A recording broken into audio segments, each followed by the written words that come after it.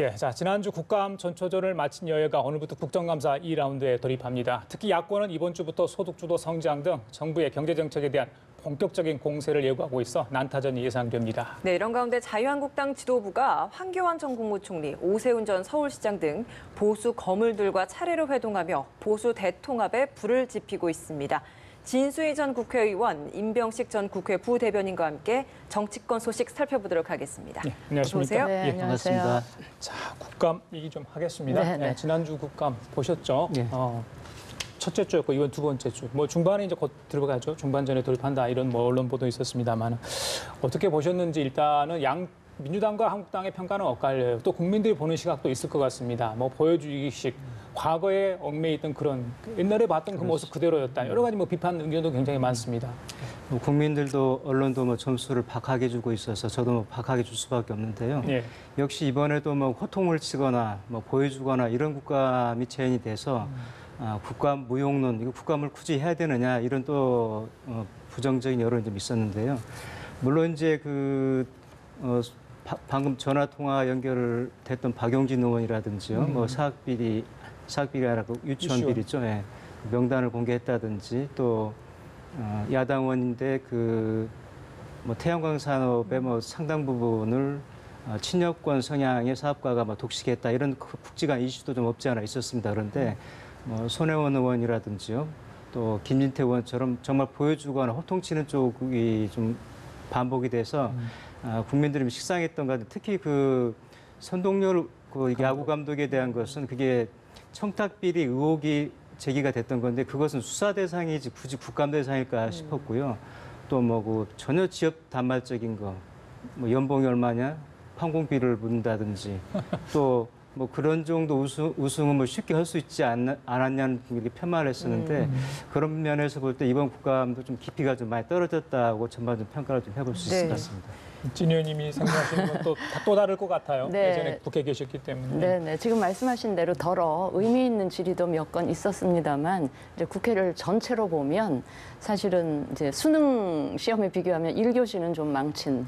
그래서 2교시, 3교시 월등히 잘해서 이거 만회하지 않으면 또 이 국감 말기에 국감 무용론 반드시 또 등장하게 되지 않을까 싶고요. 예. 이걸 근데 국회 전체가 아니고 여야의 구도로 보면 여야 간의 삿바싸움, 그러니까 씨름 경기 1라운드 그냥 삿바싸움 탐색전 정도로 뭐 우열을 가리기는 힘든 요 정도 수준인데 이제 이번 주 다음 주 어떻게 될지. 근데 제가 이번에도 보면서 저는 사실은 그러니까 여당으로서 국감도 해봤고 야당 의원으로서 해봤고 또 국감을 해보기도 했고 행정부에 들어가서 그렇죠. 국감을 예. 받기도 한 제 경험에 비춰보면 정말 국감 제도 개선 불가피하다.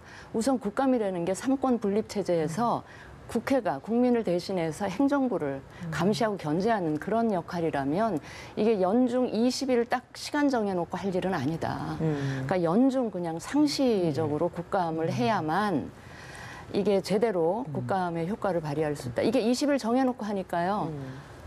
고양이도 등장하고 맷돌도 등장하는 튀어야 이 보도가 되니까 이제 그런 웃지 못할 천극이 벌어지면서 이 국회에 대한 냉소도 심해질 수 있고 또 한 가지만 더 덧붙이면 이게 사실 여야 간 싸울 일은 아니거든요.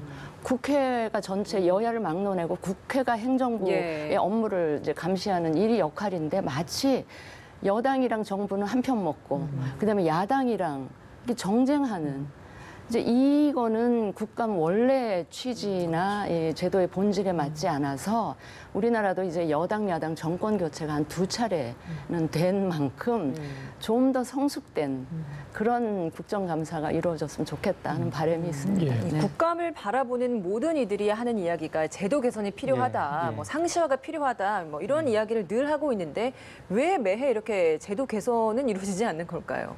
방금 진 의원님께서도 말씀하셨는데요. 이게 지금 학생으로 말하면 방학 내내 놀다가 개학 하루 이틀 남겨놓고 지금 몰아치기, 벼락치기 공부하는 거랑 똑같거든요. 이러다 보니 깊이 있는 국감이 될 수가 없는 거죠. 그리고 상임위가 14개나 되고요.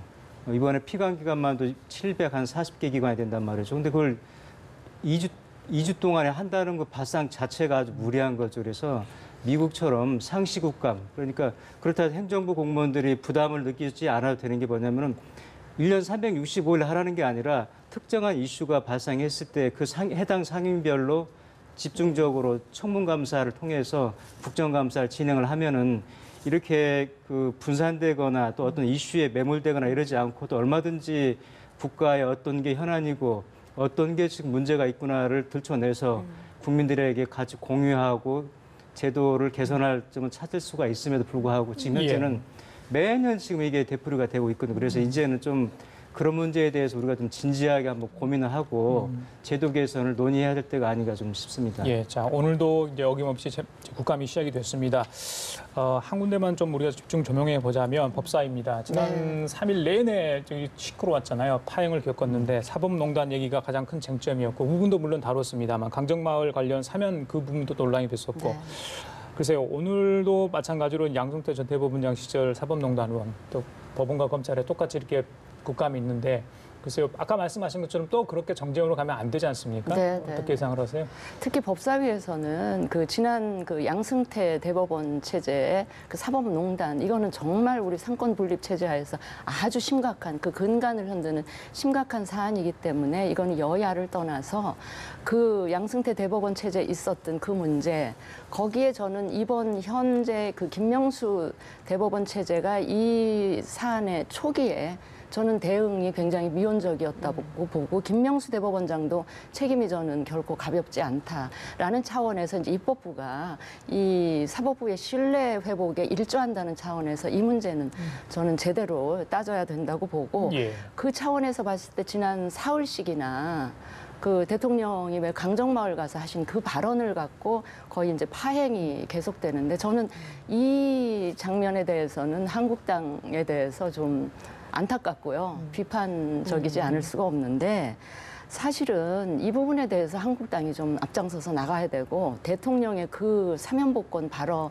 문제 삼으려면 법무부 장관 출석한 상태에서 법무부 장관의 의견을 듣는다던가 아니면 그 운영위 그 국감 같은 데서 대통령의 발언에 대해서 비서실장이든 뭐 민정수석 이제 나올지 안 나올지는 모르겠으나 그렇게 접근하는 게 나았지 이 중요한 국정감사의 시간을 파행으로 만든다는 거는 저도 야당에 속해 있는 사람이지만 좀 동의하기가 힘들었고요.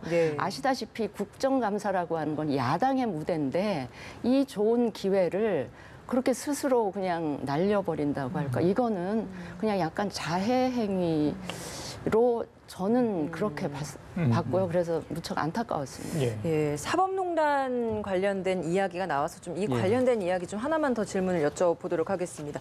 오늘 임종원 전 차장이 소환 조사를 받고 있는 상황이거든요. 이제 윗선 수사에 대한 좀 단초를 잡기 위한 가장 중요한 초기 수사라고 할 수 있기 때문에 과연 오늘 임 전 차장이 어떤 진술을 할 것이냐에 모두가 좀 관심을 기울이고 있는 것 같아요. 뭐 꼬리 자르기 발언을 할 것인가 아니면 좀 윗선과의 연관성 있는 발언을 할 것인가 좀 어떻게 좀 예상을 하십니까? 피해자 신분으로 오늘 조사를 받게 되는 거죠. 그 사법농단이 불거진 뒤로 사법부의 그 고위직이 지금 피해자 신분으로 조사받는 건 처음이잖아요. 그런데 그만큼 검찰이 어느 정도 진술과 증거를 좀 확보를 했다.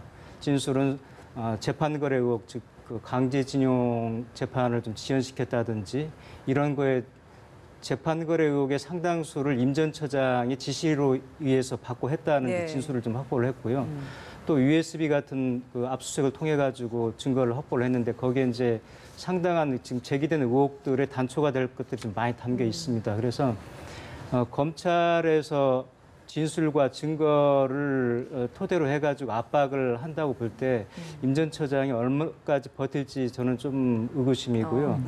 이미 또 상당 부분이 드러나 있고 또 이게 윗선의 지시라는 것을 밝혀내는 게 이번 수사의 그 핵심인데 앞으로 뭐 그 고용한 뭐 박병대 이런 대법관들의 주소환도 좀 예상이 되고 있고요. 최종적으로는 양승태 전 대법원장을 이제 뭐 수사를 하게 될 텐데 그런 점에서 볼 때 임종원 처장이 개인의 어떤 꼬리 자르기도 저는 한계가 좀 있을 것 같다. 이미 최순실의 그 농단 때도 보여졌듯이 뭐 버티는 게 한계가 있거든요. 이미 검찰이 그런 대법관 지냈던 분을 소환할 때는 그냥 소환하는 게 아니고 어느 정도 확보된 증거와 진술이 좀 구체적이라는 네. 그런 자신감이 있기 때문에 했다고 좀 판단이 됩니다. 예. 핵심은 사법부의 자체 판단에 따라서 이 사법농단이나 재판 거래를 했을 일은 만무하다. 전 정권에 뭔가 있지 않았냐 이런 부분 아니겠습니까? 결국에는 어떻게 보세요? 그렇죠. 근데 이제 검찰이 확보하고 있는 저 USB에 과연 어떤 내용이 들어있을까 하는 게 이제 오늘 임종원 차장 이제 그 조사받고 하면 이제 하나씩 둘씩 이제 밝혀질 텐데 하여튼 그거를 좀 지켜본 이후에 좀 말씀을 드려야 될 것 같습니다. 알겠습니다. 자, 자유한국당 얘기를 좀 할게요. 그 황교안 전 총리, 오세훈 전 시장, 원희룡 제주지사 입당을 추진하고 있다. 글쎄요. 뭐 어떻게 생각하시면 어떠세요? 이분들의 어떤 정치적인 어떤 위상은 뭐 시청자분들께서 판단하실 수 있겠습니다. 일단은 거물로 언론에서 이제 이야기되는데 이들을 영입 중이다. 그래서 이제 조강특위를 구성을 해서 인적 쇄신 작업이 들어가는데 이들 영입 작업과 동시에 지금 진행을 하고 있는 상황이거든요. 어떻게 네, 보십니까? 이게 맞는 거라고 보세요?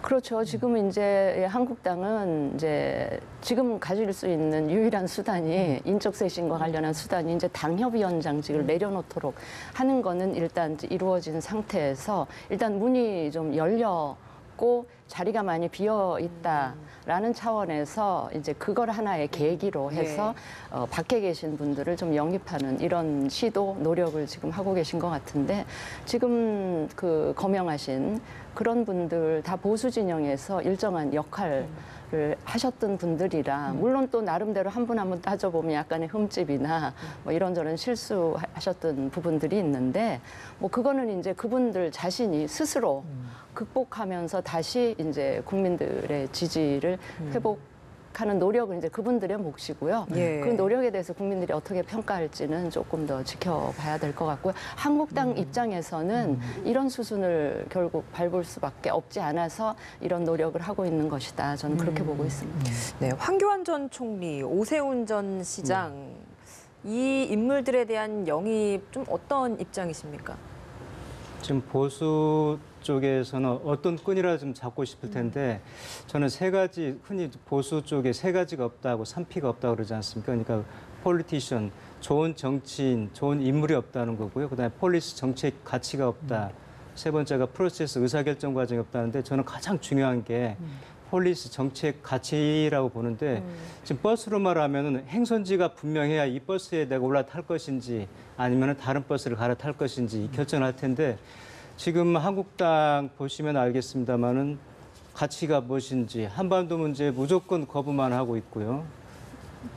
국내 문제 관련해서도 비판을 통해서 어떤 생산적인 대안을 제시하는 게 아니라 계속 발걸기 정도로 국민들한테 지금 비춰지고 있다는 거죠. 예를 들어서 지금 국회 그 사법특위라든지요, 사개특위, 뭐 정개특위 같은 굉장히 중요한 비상설 특위인데 이게 지금 합의를 해놓고 지금 80일이 지나도록 인원 배분이 안 돼가지고 지금 출범조차 못하고 있는데 이런 국내 이슈도 이렇게 문제를 제기를 하고 있고 한반도 문제도 나몰라라 하고 있고 이런 정치적인 어떤 다른 아젠다보다도 가치하고 자기들이 어떤 점을 지향하는지를 정확하게 내세우지 않는 한은 누구를 데려온들 저는 결합되기도 쉽지 않을 뿐더러 그게 좀 오래 갈까 싶은 좀 의구심이 좀 있습니다. 예, 이 질문 진유 있게 좀 드려야 될 것 같아요. 그 보수 통합 이야기까지 이제 지금 공개되고 논의가 되는 상황 아니겠습니까? 네. 총선 전에 어떤 식으로 이제 정계 개편이 이루어질 거라는 게 정치권 안팎에서 좀 이야기가 되고 있는 상황인데, 그래서 바른미래당 상황인 것 같아요. 한국당과는 결코 손잡을 수 없다. 심지어 뭐 총선에서 뭐 사라질 정당까지로 이렇게 손학규 대표는 이야기를 했는데, 어떻게 보세요? 바른미래당의 지금 내부 상황도 그렇고요.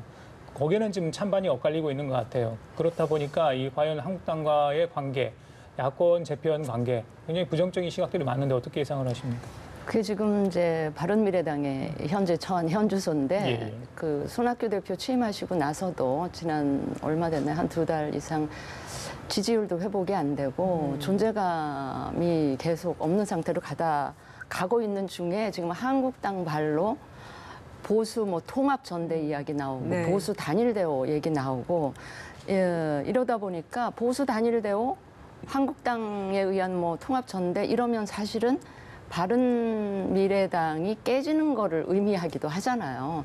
이게 그렇다고 해서 한국당과 바른미래당이 당대당 통합의 가능성 굉장히 희박하기 때문에 한국당이 원하는 방향으로 가게 되면 결국 바른미래당을 깨지는 수순으로 갈 수밖에 없는 이런 게 명약 관화한 상태에서는 바른미래당 지도부나 손 대표 입장에서는 발끈하거나 선을 그을 수밖에 없는 이런 상황인데 뭐 유동적인 듯해요. 한국당이 지금 시동을 걸고 있는 인적 쇄신이 과연 어느 정도까지 진행이 될 거냐. 예. 만약에 또 다른 한 귀퉁이가 떨어져 나가는 게 좀 두려워서 뭐 이런저런 신용을 하는 거에 그친다라고 하면 국민들이 보기에 도로새누리당 이렇게 되면 지금 한국당이 희망하는 보수 단일대오 통합전대 이게 그런 기회조차 못 얻을 가능성이 있고 예. 또 그렇다고 해서 강력한 인적 쇄신을 하면 뭔가 그런 그림이 재편이 되는 그림이 있을 듯 하지만 또 한 귀퉁이가 떨어져 나가는 그래서 우리 몇 년 전에 봤던 친박연대 시즌2 뭐 이런 상황이 되면 그것도 또 보수 대통합하고는 조금 거리가 있어지는 거니까 이게 이제 한국당 인적 쇄신의 딜레마인 것 같아요. 근데 저 개인적인 바람은 설사 그런 아픔이나 고통이 있다 하더라도 이번 기회에 좀 국민들이 보기에 좀 이제 좀 바뀌려나 보다라는 강도 높은 쇄신이 이루어졌으면 좋겠다는 제 개인적인 바람은 있습니다. 네. 네, 이번에는 이재명 경기지사 이야기를 좀 해봐야 될 것 같습니다. 이제 뭐 지난주에 압수수색까지 당했고 네. 소환조사도 임박했다라는 이야기도 나오고 있는데 의혹들이 좀 너무 많다 보니까 앞으로 어떻게 좀 전개될지도 궁금해지고요. 그리고 이런 상황이 있어서 민주당은 아직까지 좀 침묵하고 있는 것 같거든요. 어떤 속내가 있을까요?